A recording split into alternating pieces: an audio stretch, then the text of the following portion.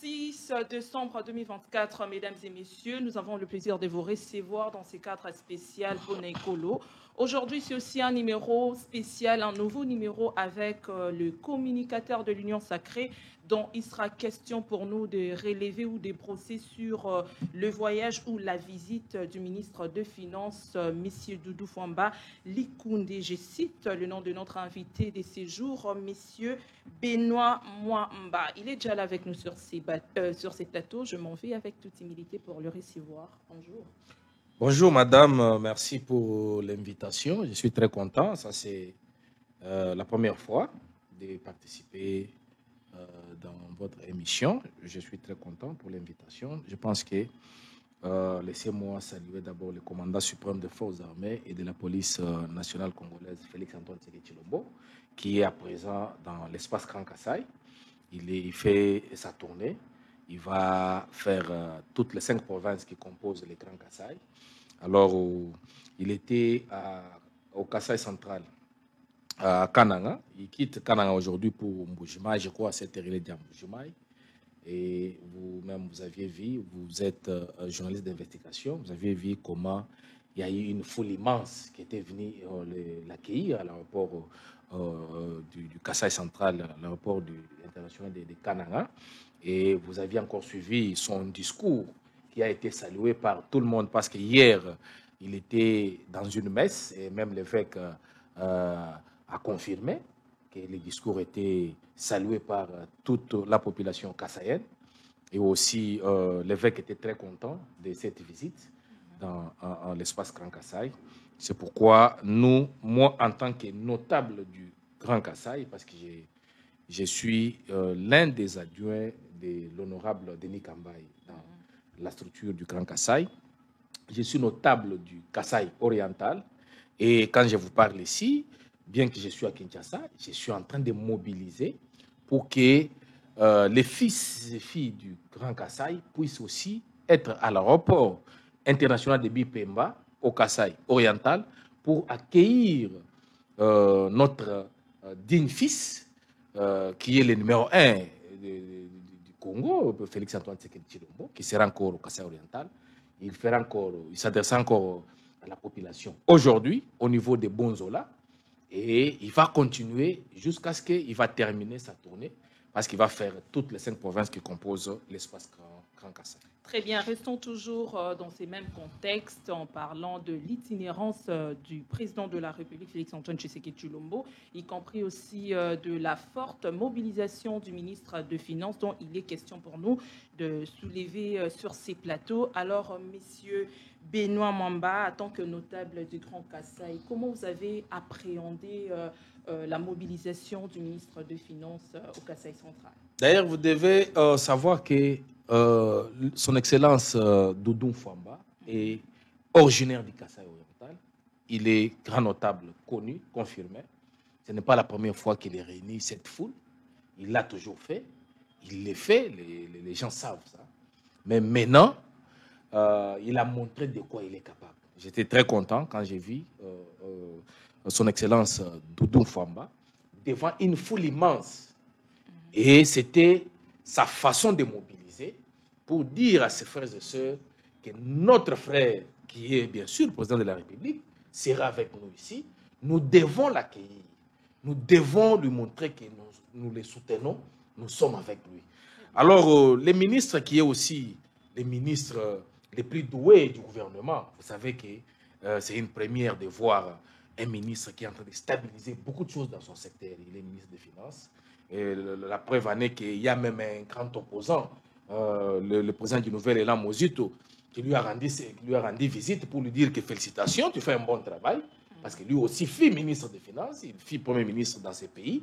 Il connaît comment les choses se font. C'est ainsi qu'il l'a salué. Il a salué son courage, sa détermination, son travail.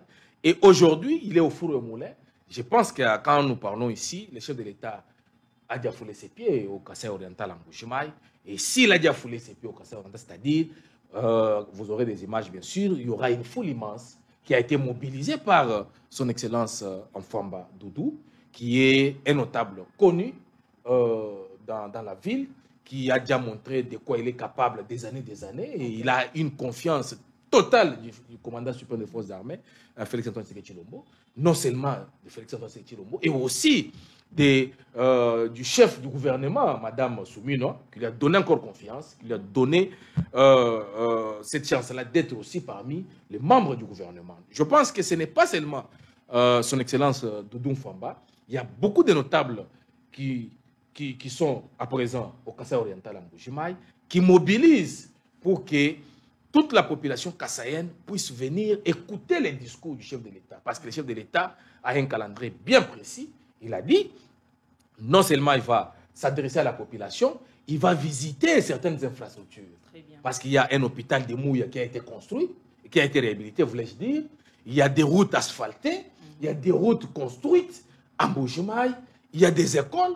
Il va inaugurer ce qu'il va inaugurer, il va visiter les chantiers et il va encore donner des orientations pour que cette ville qui a été oubliée des années puisse quand même être redorée et recouvrir quand même sa santé. C'est ce que nous voulons. Nous ne voulons pas seulement pour le Kasaï oriental, nous voulons aussi pour l'Omami, nous voulons aussi pour Sankourou, pourquoi pas Chikapa, Kasaï et aussi Kasaï central. Parce que ce sont des provinces qui ont été oubliées des années, surtout dans les régimes passés, les régimes que nous avons remplacés, avaient totalement oublié cet espace-là et aussi Kisangani. Pourquoi? Parce que Papa Étienne de Rez Mémoire était un leader de là. On ne pouvait pas donner des infrastructures à l'espace Grand Kasaï parce qu'ils vont dire que c'est leur frère qui est en train de se battre pour que cet espace-là puisse quand même aussi se développer. Voilà ce que je peux dire à ce stade. Lors de vos interventions, vous avez des plus vanté les réalisations, les compétences de l'actuel ministre des Finances, Doudou Mfwamba. Alors, quel bilan faites-vous par rapport à son passage et à celui de Nicolas Kazadi au sein du ministère des Finances? Bien sûr, non, on ne peut pas comparer. Mais pour une année, pour une année déjà, il est en train de travailler. Nous devons le féliciter parce qu'il y a une stabilité des monnaies. Il est en train de payer. Les fonctionnaires sont payés avant. Vous savez qu'aujourd'hui, les fonctionnaires ne pleurent pas encore. Ils sont bien payés, bien rémunérés. Avant d'ailleurs, avant que le mois termine, tout le monde touche son salaire. C'est déjà une très bonne chose. Et je vois, il se bat, il est en réunion avec l'IGF pour traquer les détourneurs, les voleurs. Il est en train de voir comment les choses se font dans son secteur. C'est déjà une très bonne chose. Et nous avons l'espoir, nous pensons que dans les 4 ans qui restent, si il continue à avoir la confiance du chef de l'État, nous savons qu'il aura toujours la confiance du chef de l'État parce qu'il fait un bon travail. Je pense qu'il fera les choses en sorte que notre pays puisse aller parce que c'est ce secteur-là qui fait en sorte que nous puissions avoir sensibiliser ou mobiliser les recettes. Mobiliser les recettes. Et comme c'est un bon gardien, nous pouvons dire qu'il est un financier, il est un caissier, il gère bien les fonds, c'est déjà une très bonne chose. Contrairement à ce qu'on avait vu ici, moi j'étais directeur de campagne d'un candidat à la circonscription de Funa. Je sais qu'on avait donné les lampadaires et les forages à la population de Funa. Je sais les montants qu'on avait dépensés. Mais vous savez que son prédécesseur nous avait... Non. Mais pourquoi l'IGF poursuit toujours Nicolas non, mais il y a... Non. Ces derniers a été déjà délivré à la... Non, il y a un problème. Il faut qu'il nous dise où est-ce qu'il a mis notre argent. Parce que quand vous venez, vous nous dites, nous allons livrer autant de lampadaires, autant de forages. Et que nous descendons sur le terrain, nous trouvons qu'il n'y a pas ce que vous nous avez dit. Mais vous devez vous justifier parce que c'est l'argent des contribuables congolais. Cet argent-là, c'est mon argent. C'est votre argent, c'est l'argent de cette chaîne ici, paye les impôts. C'est notre argent. Nous devons recommander, nous devons revendiquer, ce n'est pas mauvais. Maintenant, nous, comme nous ne sommes pas la justice, nous devons pousser la justice à interpeller Nicolas Kazadi, qui nous dise où est-ce qu'il a déjà vu un forage à 295 000 $. Et s'il s'avère vrai, qu'on nous donne toutes les preuves possibles pour qu'on sache. Non, je dis ceci. Nous voulons voir clair sur ce dossier-là. Aujourd'hui, tout Congolais veut voir clair sur ce dossier-là. Qu'on nous dise où est-ce qu'on vend les lampadaires à 5 000 $, à 6 000 $. Les forages à 295 $, c'est où? 295 000 $, c'est où? C'est où? Alors, s'il est coupable, nous nous inclinons parce que la justice fasse son travail. Nous allons nous incliner. Et il doit subir la rigueur de la loi. C'est ce que nous cherchons. Et surtout, avec Constant Mutamba qui est à la tête de la justice, il est ferme, déterminé à aider le chef de l'État. Nous pensons qu'il n'y aura pas les tout-puissants. Cette fois-ci, il n'y aura pas les intouchables. Tout le monde qui est impliqué dans les détournements de fonds de l'État, ils doivent être interpellés et amenés à la barre. S'ils sont coupables, on doit les jeter dans la prison. Vous avez parlé de la gestion, y compris aussi de la stabilité des taux de change, ainsi de suite. Pensez-vous que la population congolaise a vraiment fêté comme d'habitude? Non, ça je l'ai dit. C'est pourquoi j'ai toujours interpellé les ministres de l'économie, un grand professeur d'université, Mukoko Samba. J'ai passé dans beaucoup d'émissions dernièrement. Je lui ai dit, mon épouse d'abord m'a interpellé. Quand moi j'ai appris qu'il y aura une stabilité des produits, des denrées alimentaires sur le marché, j'ai dit à mon épouse, ok, j'ai donné autant, maintenant j'ai diminué parce qu'on m'a dit, il y aura baisse. Mais j'étais surpris que mon épouse arrive sur le marché, elle retourne, elle me dit, non, rien n'a été fait. Il n'y a pas baisse des prix. Des prix des produits, des denrées alimentaires sur le marché. C'est pourquoi j'interpelle les ministres qui nous disent, c'est lui qui nous a menti, c'est la FEC ou c'est les entrepreneurs.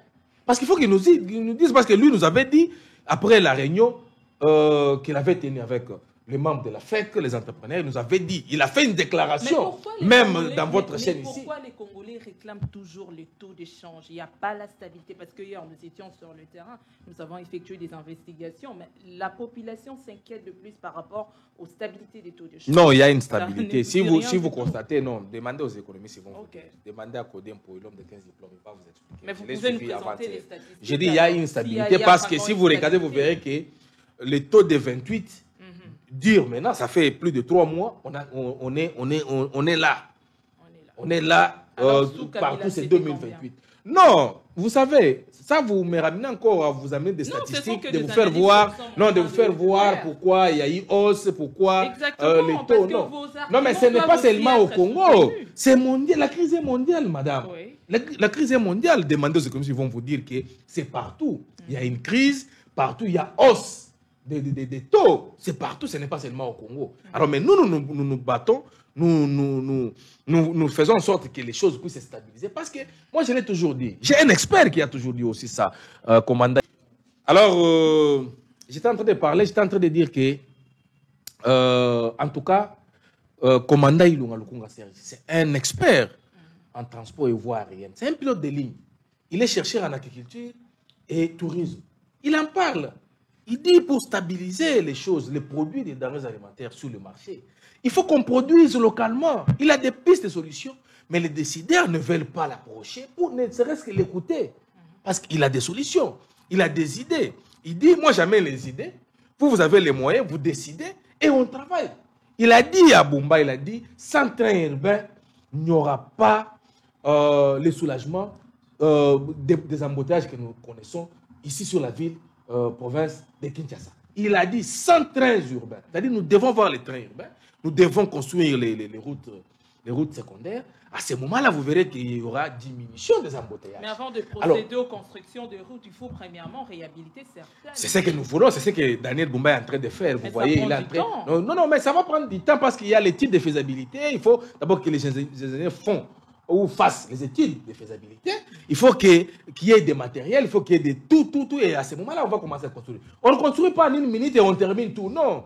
Kinshasa ici est vaste. Nous devons lui donner du temps. Ce n'est pas dans 3 mois, 4 mois qu'il doit terminer toutes les routes. Non. Même par les bâtons magiques, ça ne peut pas se faire. Il faut lui donner le temps. Je pense qu'il est déterminé parce que moi, je vois sa détermination. Je vois Eddie avoir les soucis de travailler pour sa province.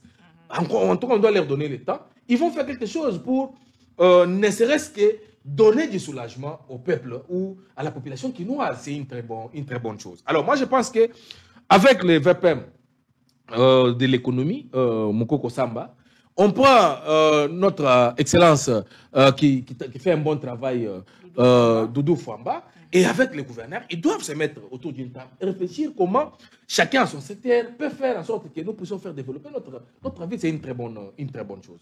Voilà ce que moi je peux dire à ce stade-là. Moi, j'ai encore confiance au gouverneur de la ville province de Kinshasa, comme j'ai aussi confiance beaucoup de gouverneurs. Je parle du gouverneur Jean-Paul Mboubokapo, au Kassai oriental, qui est en train de faire un travail. Nous devons aussi quand même les féliciter. Il fait un bon travail. Je vois le président de l'Assemblée provinciale, M. Willy, au Kassai oriental, qui fait un bon travail. Il y a aussi un député provincial, Jean-Claude Kalonji, élu de Kabaye-Kamonga. Il fait un bon travail. Il y a madame, l'ancienne d'ailleurs gouverneur intérimaire du Kassai oriental, madame honorable Julie Kalenga, qui est en train de faire, elle est maintenant députée provinciale. Elle est en train de faire un bon travail.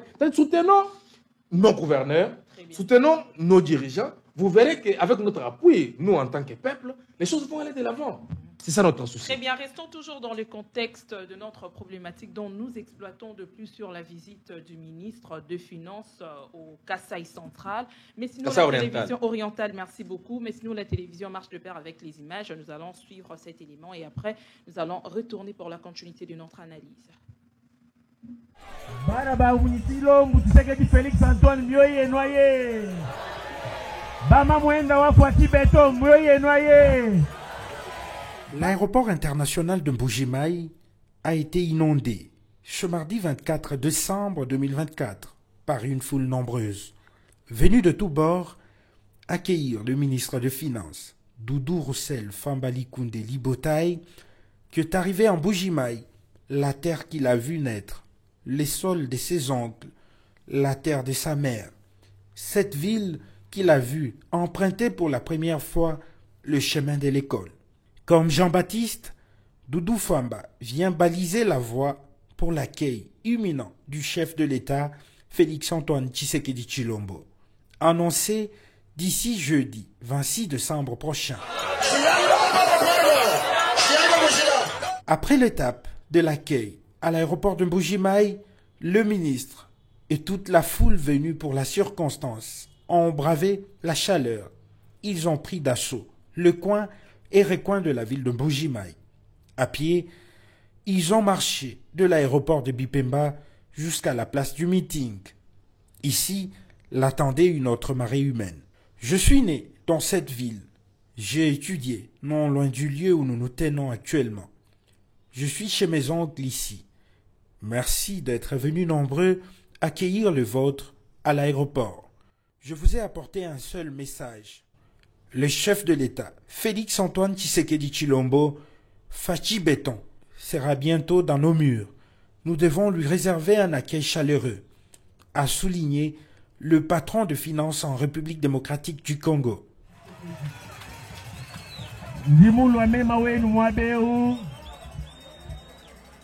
Dimunu tuminano message ya Mwehela. Tshilombo Tshisekedi Félix Antoine mfumu wa ditu. Wahabilamba. Fati Beton. Bukantombolo mo mai wakanyini. Udimunjila tutaibika tilidola.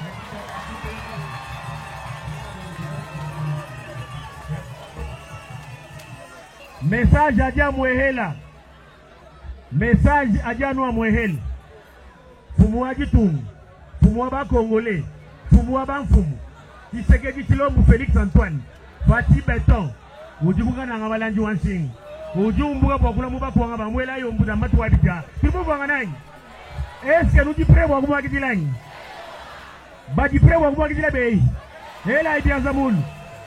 À lui de poursuivre. Le président est informé de la situation précaire à la Miba. Il sait également que la route Mbuji-Mayi Kabeya-Kamwanga, lac Munkamba Kananga est impraticable. Il arrive lui-même, il aura un discours approprié. Bana tuba bena ville mi baba mwa be wani. Bena ville mi baba mwa be. Tumwaji tunguju lwa. Yenga enda nyalo kwa kula. Tulibuva nganani. Tombu Tshisekedi Félix Antoine. Mwa mai wakanyinda. Ujufika mwa be. Tulibuva nganani. Nyalo ni message. Tumuju lwa. Tumumumanya bwanyi miba mufwa. Tumumumanya bwanyi njila wa Mbuji-Mayi. Kabeya Kamwanga. Kabeya Kamwanga. Lac Munkamba. Lac Munkamba, Kananga, Njilao Mufwa, Fumumumanya Malwa Bunyi Mafwa Beo, Yenga Enda Ujulwa. Dans un climat convivial, le ministre a posé à l'assistance la question de savoir son avis au sujet du changement de la Constitution. Peuple au Moussa Bani Constitution, Wachala, nous Moussa Lemoine. Dans l'unanimité, la population de la ville de Mbuji-Mayi, venue à ces grands meetings animés au terrain 31e communauté presbytérienne, dit adhérer à la vision du chef de l'État, Félix Antoine Tshisekedi Tshilombo. Et voilà, des retours sur ces plateaux. Quelles sont vos analyses par rapport à cette grande popularité que le ministre des Finances, Doudou Fwamba Ali Koundé, a réunie? Je voudrais dire que c'est d'abord un leader, un grand leader. C'est ce qui confirme, qui montre que c'est un leader. Un leader, c'est avoir les ressources humaines. Quand tu n'as pas une base derrière toi, tu n'es pas un leader. Lui a montré à suffisance que c'est un bon leader. Il a l'art de convaincre.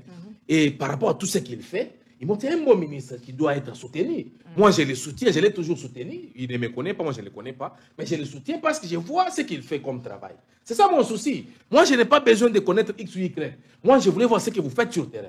C'est ce qui va me donner l'envie de vous soutenir. Moi, je soutiens tout celui qui fait un bon travail pour le développement de notre pays. Surtout pour les intérêts du peuple congolais. Parce que c'est le peuple qui est souverain primaire. Si vous allez dans notre constitution, dans son article 5, vous verrez que tous ces gens ici, leur souverain primaire, leur chef, c'est le peuple congolais. Ils doivent travailler au profit du peuple congolais. Et comme lui est dans cette lignée-là, il est dans ces chemins-là, nous devons les soutenir quand même. Doudou Fwamba fait un bon travail. Moi, je l'encourage, son excellence, continue comme ça. Vous avez encore les 4 ans qui restent. Et dans ces 4 ans, nous voulons avoir des réalisations concrètes. Peut-on dire que c'est aussi un devoir pour les autres? Vous dites? C'est aussi un devoir pour les autres. Un devoir pour les autres, ceux qui ne font pas. Je l'ai toujours dit. Pourquoi nous avons toujours demandé au commandant suprême de remanier son gouvernement au mois de janvier? Pourquoi? Parce qu'il y a beaucoup de ministres qui ne font rien. Ils sont là des années, ils sont reconduits, mais en réalité, ils ne font rien. Mais nous avons quelques ministres qu'on peut encourager, entre autres, Doudou Fwamba, qui fait un bon travail. Nous avons le ministre de la Justice et tant d'autres, je ne peux pas citer tout le monde. Et quand vous regardez ces ministres-là, pour moi, c'est une goutte d'eau dans la mer parce que nous avons 54 membres du gouvernement, mais quand on compte 3, 4, 5, c'est rien par rapport à ce qui doit être fait. C'est pourquoi nous demandons au chef de l'État, j'ai suivi même la prière d'un évêque au Conseil central, qui a dit, cette fois-ci, nous prions pour que vous puissiez avoir des bons collaborateurs. C'est-à-dire, comme il est en train de remanier dans les portefeuilles, dans nos sociétés, il est en train de revoir dans certaines institutions. Moi, je pense que le chef de l'État doit maintenant veiller à ça. Nous avons des jeunes compétents qui peuvent faire quelque chose. Nous avons des jeunes universitaires qui peuvent travailler. Pourquoi pas vous? Vous, ici, on vous donne le secteur des communications. Vous pouvez aussi faire quelque chose du bon. Mais nous voyons les mêmes figures. Mais arrêtez, ne font rien. Arrêtez, ne font rien. C'est pourquoi, cette fois-ci, le chef de l'État, qui est garant des bons fonctionnements des institutions, doit faire en sorte qu'il ait des bons collaborateurs. Nous sommes là pour l'appuyer sur le plan médiatique parce que nous sommes dans les médias presque chaque jour. Nous défendons le régime et nous disons là où il faut apprécier, nous apprécions.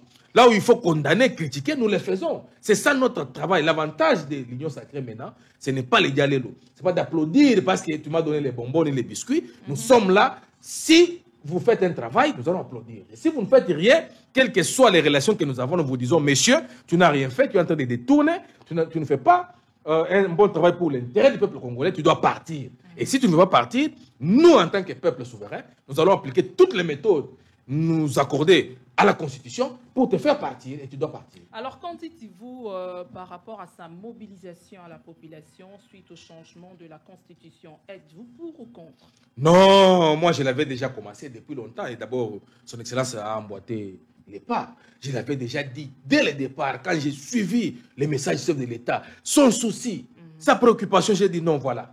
Parce que quelqu'un qui a géré 6 ans, il a vu des difficultés qu'il a rencontrées, il a compris qu'il y a certaines dispositions constitutionnelles qui font bloquer certaines choses. Alors d'où, comme il n'est pas le tout-puissant, c'est un démocrate, un respectueux des textes, il a dit nous allons mettre en place l'année prochaine une commission qui doit réfléchir, une commission de constitutionnalistes, des économistes. Je sais que Mouzito sera aussi là comme un économiste reconnu dans notre pays. Ils vont être là pour réfléchir. S'ils vont réfléchir sur les réformes constitutionnelles ou les changements, ils vont amener ça à l'hémicycle. Et si l'hémicycle étudie, il voit que c'est le peuple qui va décider, nous allons passer par un référendum. Est-ce que le moment est propulse, étant donné que la même constitution stipule que le changement ne peut pas intervenir pendant que le pays est en guerre? Est-ce que le moment est propulse? J'ai toujours suivi les gens dire « Ah, c'est ça ». j'ai toujours suivi les gens dire ça. Les gens, il faut qu'ils nous disent, on peut changer la Constitution quand? Parce que les gens qui disent que ce n'est pas le moment, ils disent que ce soit quand? On regarde aussi notre État. Non, les gens parlent de l'état de siège. Qui leur a dit que nous allons le faire pendant que nous avons l'état de siège? Non. L'état de siège, là, c'est le chef de l'État qui l'avait décrété. C'est l'hémicycle, l'Assemblée nationale qui est en train de prolonger. Je sais qu'il y aura un moment opportun où on va dire non, maintenant, nous stoppons, parce que nous voulons maintenant voir certaines choses. Alors, c'est le moment parce que le chef de l'État a fait son premier mandat. Il a vu qu'il y a des problèmes sérieux avec cette constitution. C'est le moment maintenant de changer certaines dispositions. Mais on l'avait tantôt investi par la même constitution. Non, mais ça, ce n'est pas un problème. D'abord, cette constitution, nous à l'époque, avec Bruno Mimbenga, avec les autres, on l'avait refusée. On l'avait refusé, nous n'étions pas allés au référendum parce qu'on ne voulait pas de cette constitution. Mais comme la majorité avait accepté, avait adopté, on s'était incliné. De même aussi, maintenant là, s'il y a des divergences, les gens qui disent non, on ne peut pas changer la constitution, les autres disent on doit changer. Nous allons maintenant aller dans la voie normale. La voie normale, c'est le peuple congolais. Laissons les peuples congolais l'attitude de liberté de se prononcer. Mais le peuple se prononcer, ce n'est pas un référendum. Le peuple se dit non, ils ne sont pas. Quel peuple, madame? Quel peuple?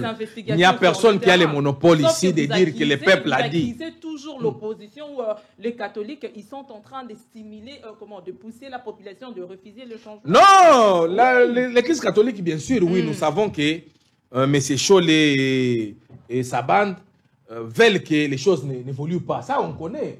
Alors, mais nous ne pouvons pas nous laisser faire parce que c'est nous qui dirigeons. C'est nous qui voyons des difficultés que nous rencontrons quand on est en train de diriger. C'est pourquoi nous avons dit, nous devons maintenant passer par les peuples. Pour que les peuples disent un mot sur soit le changement, soit la révision constitutionnelle. Alors ce n'est pas à Cholet, ce n'est pas à Bruno Mimbenga, ce n'est pas à Mozito, ce n'est pas à Blanchard Mungomba de dire que non, moi j'ai dit ceci, moi j'ai le peuple. Non, personne n'a le monopole.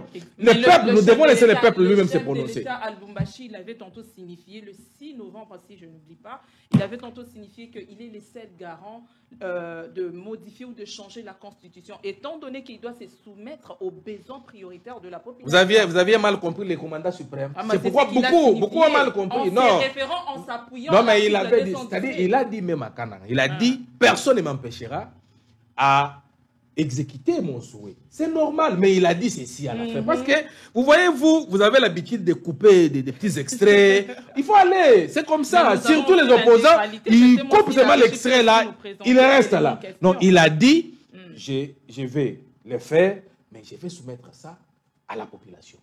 C'est ce qu'il a dit. C'est la population qui a le dernier mot. Quand je vous parle ici, ce n'est pas moi, ce n'est pas X, ce n'est pas Y. Ce n'est pas même vous. C'est le peuple qui a le dernier mot. Si la population a les derniers mots, est-ce que est-ce que c'est priorité de procéder au changement de la Constitution pendant que le besoin primordial ne se présente pas, ne se résout? Non, le chef de l'État a montré son souci, son souhait, mais cela n'empêche pas que dans ces 4 ans, qu'il y ait des avancées dans tous les secteurs. Parce que c'est ça, les social. Moi, je suis dans la cité.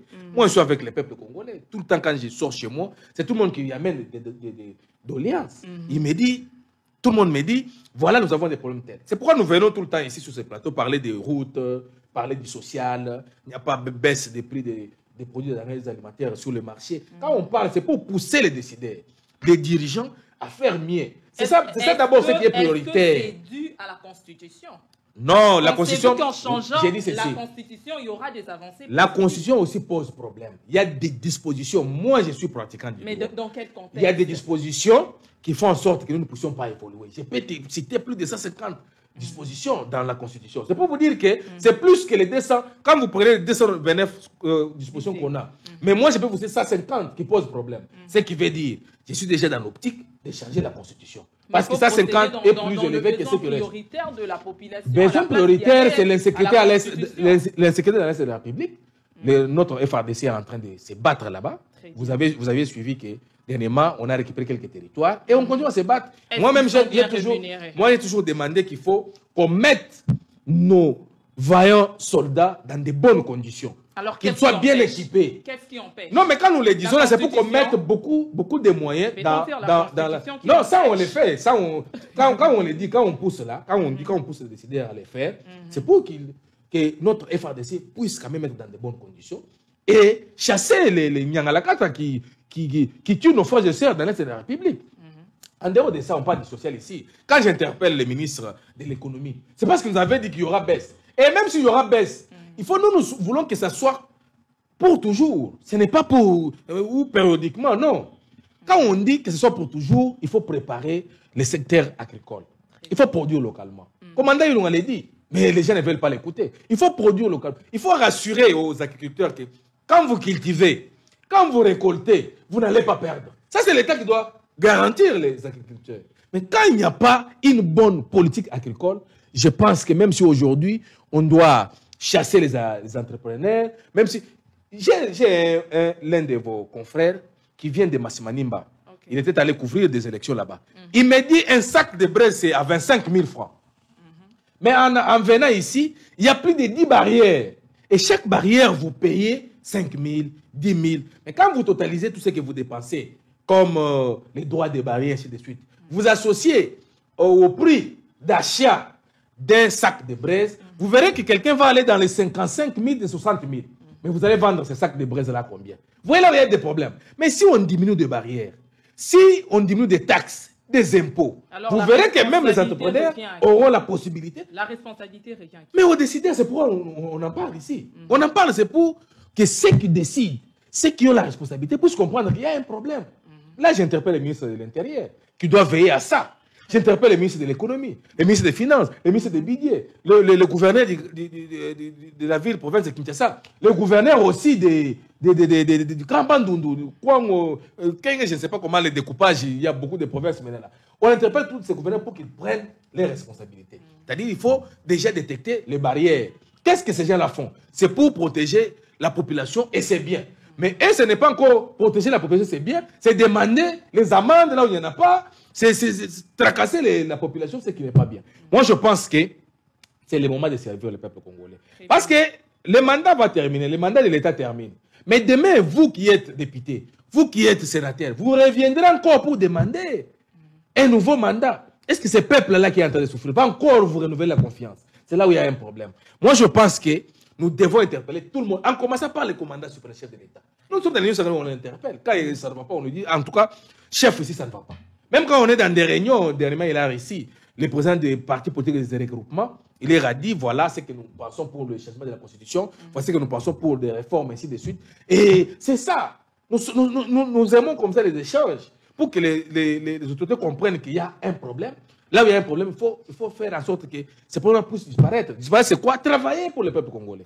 Voilà ce que moi je peux dire à ce stade-là. Voilà. Mais ici, nous avons beaucoup plus parlé de la mobilisation de son Excellence Doudou Mfamba, qui est un grand leader du Grand Kassai, qui m'a épaté, hein, qui m'a impressionné. Je pense que nous pouvons aussi compter sur lui, même aux élections à venir, il va faire le nécessaire. Alors, pour chuter avec vous, j'aurais besoin aussi de vos arguments par rapport à sa gestion au sein du ministère des Finances. Est-ce qu'il y a eu aussi des avancées? Non, je l'ai déjà dit, il y a une stabilité de monnaie. J'ai parlé ici que les fonctionnaires de l'État sont payés bien avant, pas comme on le faisait à l'époque de notre frère de lampadaire et forage. Alors maintenant, là, je sens que lui est déterminé. Et puis, il surveille les fonds de l'État. Les fonds n'est pas bouffé comme les cacahuètes, comme jadis. Hein, vous pouvez venir avec un projet bidon. On fait sortir l'argent, on te donne. Vous pouvez venir là parce que vous avez des affinités, vous avez des relations. On te donne l'argent comme on veut. Non, maintenant, là, avant que l'argent sorte, il faut qu'il sache l'argent sort pourquoi. Et ça va aller où? Qui va toucher ça? Et ça va suivre un bon canal. C'est-à-dire, ça va passer par la banque. Ce n'est pas donné à main comme ça, donc, comme avant. Quelqu'un amène des sacs, on amène des sacs d'argent. Non, maintenant là, c'est par voie bancaire. Très bien. Il a aussi emprunté le même schéma que Alinguete. Oui, Alinguete fait un bon travail. Je l'ai toujours apprécié. Quand bien même il ne m'a jamais approché. Mais je l'ai toujours apprécié. Donc vous attendez quelque chose en retour? Non, mais le jour où il m'appellera, je lui dirai, tu fais un bon travail, mais voilà là où tu peux aussi certifier seulement au niveau médiatique? Non, je l'ai toujours dit que Alinguete est venu sauver les fonds de l'État. Ni t'étais pour lui, on aurait des dégâts terribles dans ces pays. C'est pourquoi moi je pense que des gens comme Alinguete, des gens comme Doudou Mfamba, des gens comme Constant Moutamba, ce sont les gens protégés, ce sont les gens à soutenir. Même s'il ne m'a pas donné les bonbons ni les biscuits, je dois les soutenir quand même. Parce qu'il fait un bon travail pour l'intérêt général du peuple congolais. C'est ce qui est très important pour moi. Donc, moi, je ne veux pas seulement mes intérêts à moi, qu'il m'appelle, qu'il me donne les bonbons, qu'il me donne les biscuits. Non. Moi, je veux qu'il travaille pour l'ensemble de la population. Très bien. Alors, peut-on dire que ce sont que ces trois personnalités qui ont marqué ces... Non, ils sont nombreux. Je n'ai cité que ceux-là. Ils sont nombreux. Ils sont nombreux. Je peux te citer Madame Moussadi, qui est coordonnatrice d'une grande cellule au sein du ministère de l'Intérieur. Elle fait aussi un bon travail. Elle a été conseillère au ministère de l'Agriculture. Elle a été responsable dans une société bancaire. Elle a montré de quoi elle est capable. Il y en a beaucoup. Mais nous voulons que tout le monde fasse un bon travail. C'est ça notre souci. Ce n'est pas seulement qu'on dise 3, 4, 5, 6. Non. Vous êtes à 54 membres. Est-ce que tout le monde fait son travail? C'est là où il y a un problème. Un dernier mot. Mon dernier mot, c'est vous féliciter. Je vois ici, c'est une chaîne qui a des jeunes très intelligents, très courageux, très déterminés, parce que je vois votre détermination. Je sais que c'est la première fois de passer ici, mais ça ne sera pas la dernière. Nous serons là, nous sommes là pour aider la population, aider aussi les autorités. C'est-à-dire, nous nous battons pour avoir des informations, les amener ici dans les médias. Vous êtes là pour nous aider aussi avec des questions que vous posez, des questions pertinentes que vous posez, ce qui va nous permettre à aider aussi cette population qui est en train de souffrir. La population souffre. Moi, je suis dans la cité, je vous dis, la population souffre. Que les autorités fassent quelque chose, c'est très important. Et surtout que nous sommes restés avec 4 ans. À la fin de ces mandats, il faut qu'on ait un discours. Parce que c'est le chef d'État lui-même qui sera devant la nation. Devant la nation, c'est le chef de l'État. C'est pourquoi j'ai dit les chefs d'État, il ne faut pas laisser les individus bouffer l'argent de l'État comme ça, comme les cacahuètes. Parce qu'à la fin de ces mandats, il sera seul. Le peuple lui demandera qu'est-ce que tu as fait pour nous dans ces 10 ans que nous vous avons donnés. Toujours, et surtout le discours qu'il avait tenu la fois dernière. Le chef de l'État, jusqu'à là, il est dans les bons. Dans le bon. Jusqu'à là, il est dans les bons. Avec des promesses juteuses. Non, il promet, il réalise aussi certaines choses. Et ce qui reste, il a dit, il ne terminera pas son mandat sans quand même faire quelque chose de bon. Alors moi, j'ai dit, donnons-lui le temps quand même. Il va faire quelque chose de bon. Et il a dit partout, il a dit, je suis resté avec 4 ans. D'abord, j'allais aussi prononcer un mot qu'il a utilisé au Conseil central. C'est-à-dire, soyez calme. Les choses vont évoluer, soyez calme. Donc, ça reste toujours de proverbe. Alors, c'était un réel plaisir de vous recevoir et surtout merci beaucoup, pour votre disponibilité, bien que vous étiez vraiment dans beaucoup de choses. Vous avez quand même accepté d'y être là avec nous. Merci, madame. Merci aussi à vous tous qui étaient vraiment là présents pour nous suivre. Quant à moi, je vous dis encore une fois de plus merci et au revoir.